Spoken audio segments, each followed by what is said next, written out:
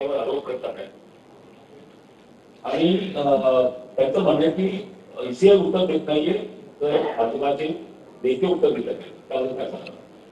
पहिल्यांदा तर ईसीआयने पण उत्तर दिलं आणि ईसीआयने त्यांना स्पष्टपणे सांगितलं तुम्हाला जे जे पाहिजे ते पब्लिक डोमेन मध्ये आहे. माझा त्यांना सवाल आहे की त्यांना जर ईसीआय कडनं उत्तर पाहिजे तर ते भाजपवर का आरोप करतात? त्यांना ईसीआय कडनं उत्तर पाहिजे तर ते पेपरमध्ये का म्हणतात? ईसीआयला पत्र द्यावं त्यांनी, ईसीआय उत्तर देईल त्यांच्याला. ईसीआयला ते याकरता पत्र देत नाही की या सगळ्या गोष्टी त्यांनी यापूर्वीच ईसीआयला माहितीच्या अधिकारात विचारल्या आणि 60 पानाचं उत्तर ईसीआयने त्यांना दिलं आणि त्यांनी त्यांचं तोंड बंद झालं. त्याच्यावर त्यांच्याकडे काहीच उरलं नाही. माझा त्यांना खुला आव्हान आहे की जे 60 पानाचं उत्तर तुम्हाला मिळालेलं आहे त्यातली डिस्क्रिपन्सी दाखवा. आता मी त्याच्या पलीकडे जाऊन सांगतो, विचारतो.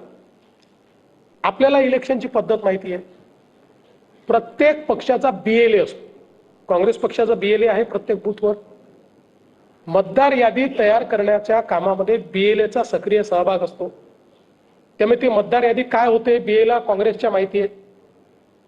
प्रत्येक मतदार यादी तयार झाल्यानंतर त्याची प्रत मोफत त्या पक्षाला आणि बीएलओला मिळते. म्हणजे संपूर्ण यादी मिळते त्या ठिकाणी आणि मग ती त्या बीएलओ कडे जाते.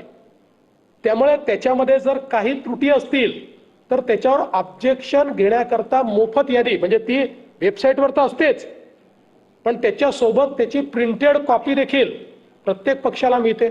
एकतरी ऑब्जेक्शन घेतलंय का काँग्रेस पक्षाने? दुसरं, ज्या दिवशी मतदान होतं त्या दिवशी प्रत्येक पक्षाचा बूथ एजंट हा बूथमध्ये असतो. काँग्रेस पक्षाचाही असतो. एका तरी काँग्रेस पक्षाच्या बूथ एजंटनी ऑब्जेक्शन घेतलेलं मला दाखवा. एक तरी घेतलंय का? याचा अर्थ सगळी प्रोसेस नीट झालेली आहे. कारण आम्ही बूथ एजंट म्हणून बसलोय. आम्ही जेव्हा लहान कार्यकर्ते होतो आम्हाला जर संशय आला तर आम्ही ऑब्जेक्शन घ्यायचो. नाही हा व्यक्ती योग्य नाही आहे, मग त्याला त्याचं सगळं दाखवावं लागायचं, नाही तर टेंडर वोट करावं लागायचं. मग असं एक तरी ऑब्जेक्शन घेतलंय का? नाही घेतलेलं. मी राहुल गांधींच्या प्रत्येक प्रश्नाचं पुराव्यासहित उत्तर दिलं आहे. पुराव्यासहित 100%.